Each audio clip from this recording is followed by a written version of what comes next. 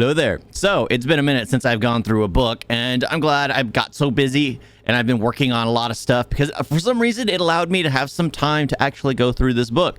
And this is Who Fights with Monster 7, and honestly, it feels like it's back to basics. It feels like it starts with a beginning, middle, and end.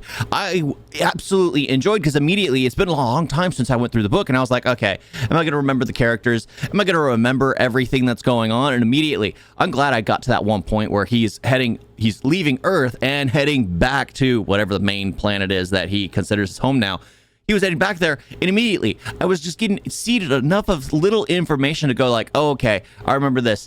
Oh yeah, there was that thing with his childhood best friend that he had a crush on that ended up betraying him and going with his brother. There was all these little things that they just hinted at that immediately sparked reminders of the overarching story. So it's been like a year, 2 years since I last read the last book, and immediately I was reminded of everything that happened prior. They brought even his first instance in that world, what happened in the beginning. So you were given enough epilogue with this whatever to basically tell you what's going on without it cutting away from the story, because I was engrossed in the very beginning.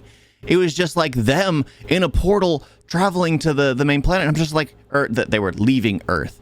I don't know how the portal was built. I don't know about that massive Stonehenge they were building, but it was just still fascinating to go through. And basically, as I'm going through, they would mention something several chapters in, which reminded me of something else I had completely forgotten, because they're not just trying to cram it all down your throat. So the writer knows how to write. He's done an amazing job with it, because even though there are some things about the character I don't care about, I still absolutely find it fascinating. It keeps me completely engrossed in the story because it doesn't cut short.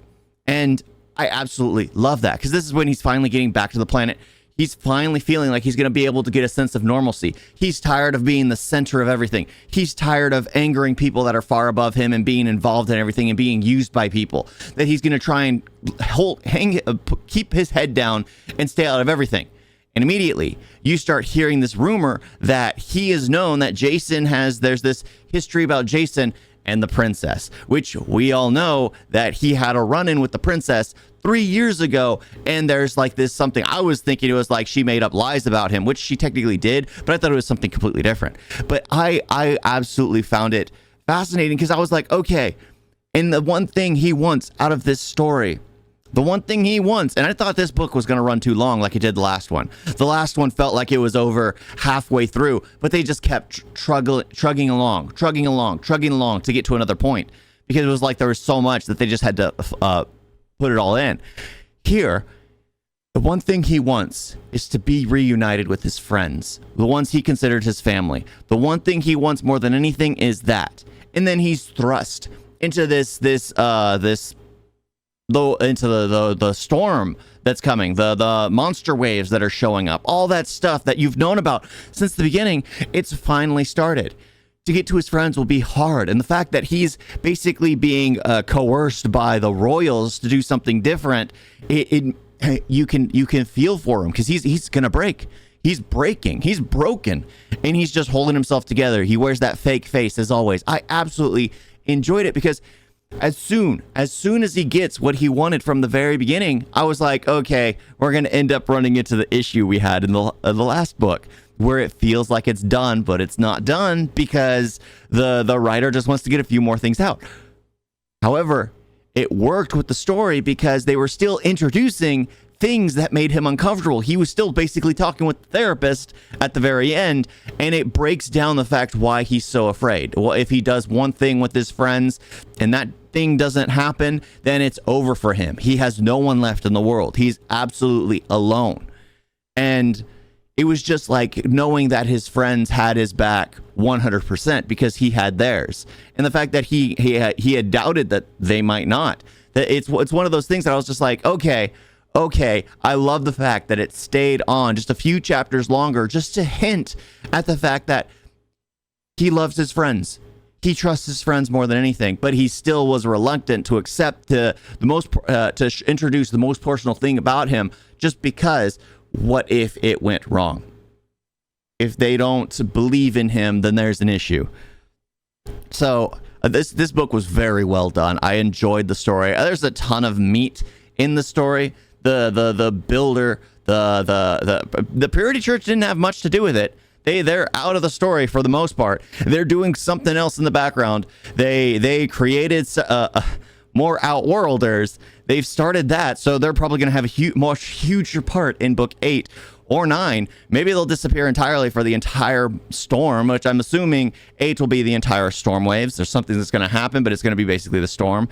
And then I'm guessing 9 will be primarily Purity, because the builder is going to be gone by that point in time. And will he achieve his goal? Will he not? I mean, he's already being pushed back to this point. Yeah, but the book was fascinating. I love that I absolutely got back into it. It was so much fun to basically get into something a year or two later and still remember everything. And the things I didn't remember, they still hinted at. And they were like key moments that reminded you of other things that happened. So immediately, you don't need to reread everything, which is normally a crutch I have to fall under when I'm going through books. It's like, oh, crap. I don't remember what happened. I'm starting this book, and I don't know who any of this stuff is. And they never... And I'll get several chapters in, and I'm like, I have to go back. I have to go back. And then I read several books, and then I get finally to where I'm at, and then I'm tired of reading, and I don't read the one I wanted to read in the first place. But it's just like one of those things that just... This one did it so well. It did it absolutely well. I remembered every character. I remembered everyone's place in it. The fact that he references other characters, calls characters by other characters' names. Oh, this is going to be Thadwick 2. That's what he's like. And then you remember who Thadwick was. You remember what he did. You remember what his story was in the other books. So this way of storytelling is so good. Better than most books that I read, even though I do enjoy the books that I read other than this.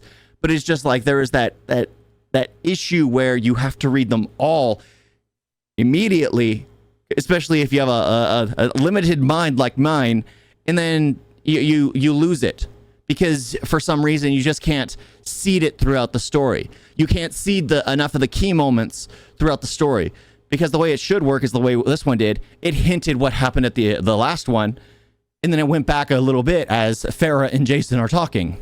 But yeah, I like this book. Thank you all for watching. I'm losing my voice. Toodles.